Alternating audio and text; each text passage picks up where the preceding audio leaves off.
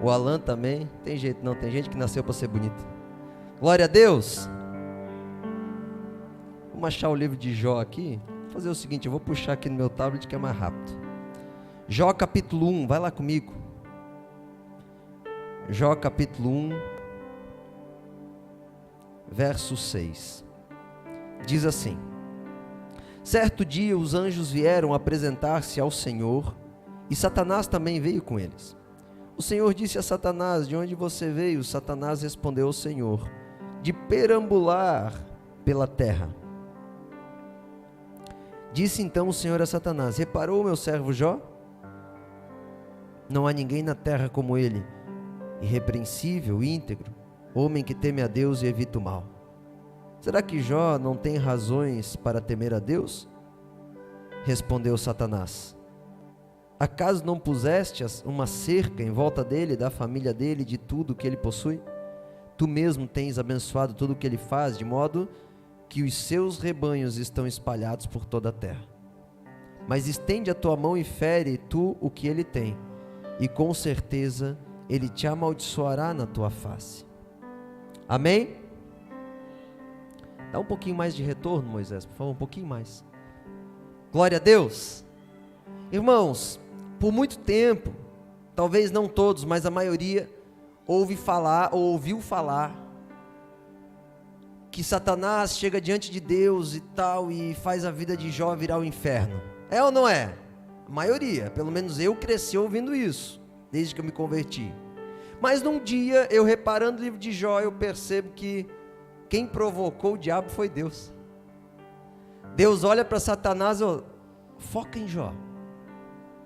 Deus pega e bota a cabeça de Jó na mira. Fala: tá vendo Jó? E é interessante porque Deus puxou a atenção de Satanás para Jó. Agora, todos aqui conhecem. Tem alguém que não conhece a história de Jó? Acho que todo mundo conhece que ele perdeu tudo, aquela coisa toda, amém? Ele passou uns 40 capítulos da Bíblia brigando com Deus, com os amigos, com todo mundo. Um dia ele disse: maldito é o ventre que me concebeu. Jó nunca amaldiçoou a Deus, mas amaldiçoou o ventre da mãe. Aí, irmãos, ele passou um ambiente, um tempo da vida dele, vivendo coisas terríveis. Perdeu tudo, perdeu os filhos, porque Deus permite Satanás tocar em tudo.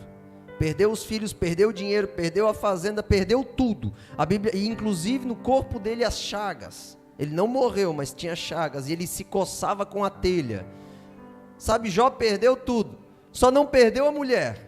Sabe por que a mulher de Jó não morreu? Porque Deus falou que podia tocar tudo, menos em Jó. E a mulher é uma só carne com o marido, amém? Só que o problema é que essa mulher, ela era meio desviada. E ela fala: amaldiçoa teu Deus. Sabe, ela não era mulher sábia. Talvez depois se tornou, mas provavelmente Jó não era tão temente assim, porque o Salmo diz, no Salmo 128 diz que o homem que teme ao Senhor, a sua mulher é como uma videira frutífera. E os filhos de Jó também não eram tementes. Jó tinha problemas em casa. Jó, ele sabia sacrificar, ele sabia vir no culto, ele sabia vestir uma boa roupa, ele sabia ter uma boa aparência e bons negócios, mas Jó não tinha caráter, porque se ele tivesse caráter, a esposa e os filhos estariam com ele. Agora, é interessante que Jó ouvia muito falar de Deus, e aqui a Bíblia diz que ele era um cara que ouvia falar de Deus, e entre a sociedade, ele tinha uma revelação muito boa, ele era tido como justo.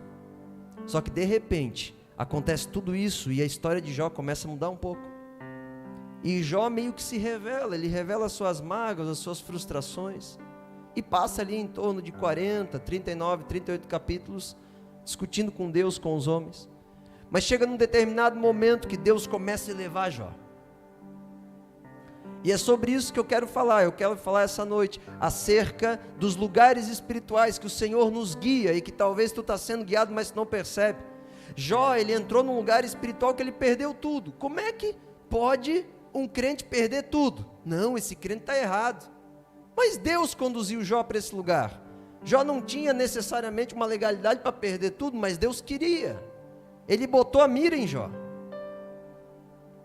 Mas no capítulo 42 de Jó, depois de muito passar por coisas terríveis na vida, Jó chega e fala assim: eu te conhecia de ouvir falar, mas agora eu conheço porque eu te vejo. Existem lugares que Deus nos guia, que a gente chega até no túmulo, mas o túmulo não é o fim, ele é o início. Amém? Tu chega no sepulcro, tu perde tudo, mas não é o fim, é o início. Porque Deus levou Jó para onde ele não tinha saída, para conhecer um Deus muito maior do que ele conhecia. E aí Jó conhece a Deus, e a Bíblia diz que o último estádio de Jó é muito melhor do que o primeiro. O dobro de riqueza, os filhos, a esposa. Jó, ele tem uma revelação da pessoa de Deus e não mais do poder de Deus. E o coração dele é transformado, e ele acessa um lugar mais alto na terra, e mais alto com certeza no céu. Então o primeiro lugar que eu quero te falar é: talvez você está sendo conduzido pelo Espírito Santo, as situações da sua vida estão balançando, porque o Senhor quer que você chegue num lugar mais alto. Mas pastor, estava tudo tão certo. Estava, mas não está mais. Sabe, existe uma condição, irmãos, o Senhor ele trabalha com o Espírito. Quando a gente fala que nós vamos avançar em Deus,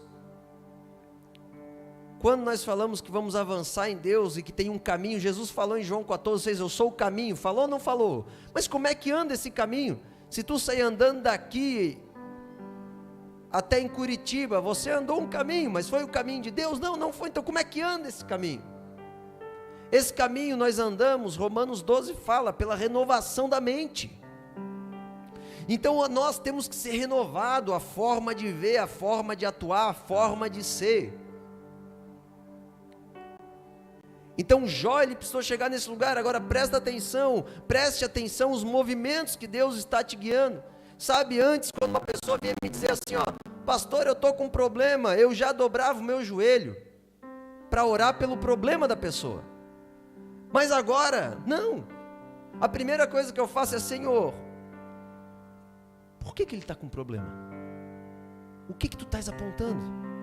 Tem alguma maldição ativa? Tu estás querendo levar ele para onde? Ela para onde? O que está acontecendo? A minha oração mudou. Sabe por quê? Porque se eu pedir para resolver o problema, mas Deus não está querendo resolver, a minha oração é vã. Porque Deus só ouve a oração daquele que é de acordo com a palavra de Deus. Não adianta tu orar por prosperidade quando Deus quer te dar caráter. Ele não vai te dar dinheiro enquanto Ele quer te dar caráter. Agora, quando chegar a hora que você estiver alinhado com o coração dele, que Ele poder te dar dinheiro, pede. Se o Senhor quiser te fazer o presidente do Brasil, Ele vai fazer, tu pode pedir, mas antes se alinha com o coração dele. Porque senão quem vai te fazer é o diabo, não é ele. Porque o diabo é aquele que aparece para Jesus e te oferece um reino sem tu merecer. Deus não te dá o que tu não merece. Tu tem que conquistar no Espírito, através da autoridade dele, que vai sendo engendrada em ti, à medida que tu obedece. Então o Senhor nos leva, nos guia para esse lugar, muitas coisas.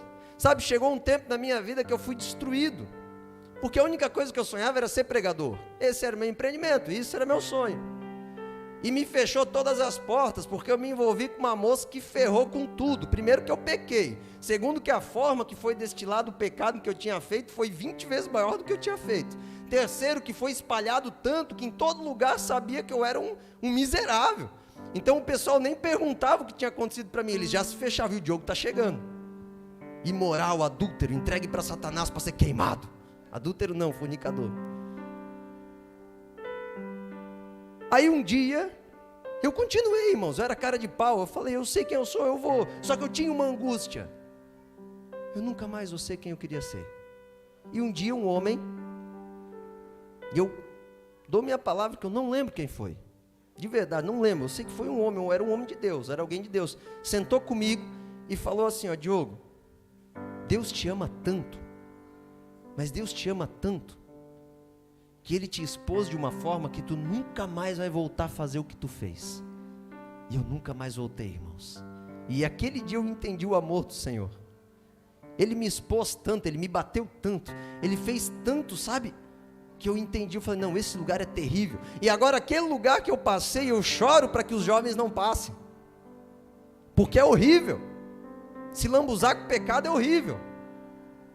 Porque, irmãos, o pecado é uma semente que você lança. Só que tu já viu um fruto ser do tamanho da semente? O fruto é 20 vezes maior. A semente de uma maçã é uma coisa, uma maçã é desse tamanho.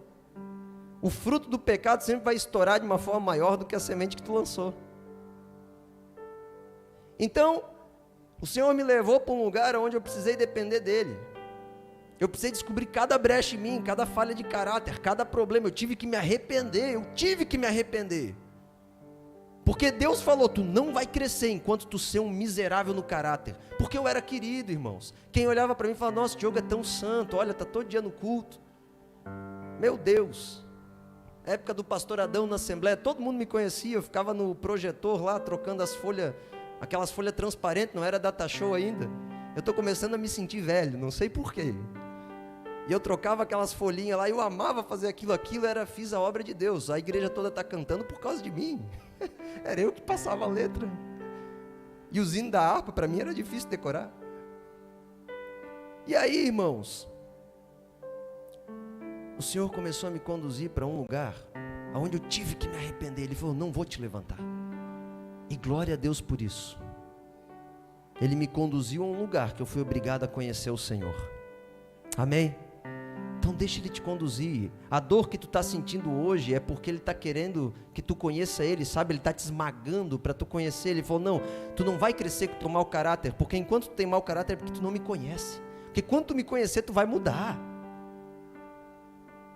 E aí eu conheci, e agora eu não negocio, irmãos. Eu sigo na vida. Só que se eu percebo que qualquer coisa está dando certo, mas que eu estou me afastando da justiça de Deus, eu corro. E tudo aquilo que eu construí, se eu ver que eu construí errado, eu boto fogo. E eu já falei que se nós valorizar mais a placa dessa igreja do que os irmãos que estão aqui dentro, eu boto fogo nessa igreja e pago seguro para a imobiliária. Amém? Porque, irmãos, um dia a gente estava numa questão aqui, uma pessoa chegou de um dos ministérios aí, não vou expor quem que é, um dia vocês vão descobrir, deixa ela testemunhar, e braba, porque ela estava servindo, não vou falar qual ministério, que todo mundo conhece todo mundo aqui, e ela estava servindo os irmãos, mas um irmão que ela estava servindo, fez alguma coisa que ela não gostou e ficou braba e discutiu e tal, e falou, não pode pastor, fez tudo errado. Eu falei assim, olha, ele pode ter feito errado, só que se tu proteger o teu ministério aqui dentro dessa igreja, e não o amor ao teu irmão, tu perdeu, porque o teu ministério só serve para amar. Então como é que tu vai brigar em nome do ministério? Tu tem que amar. Se a gente perder o amor, irmãos, não importa nem entregar o corpo a ser queimado, não importa, nem falar a língua dos anjos, nem ter toda a ciência, não importa, tu vai ser um lixo, porque Ele é amor. Amém? Deus está nos conduzindo para um lugar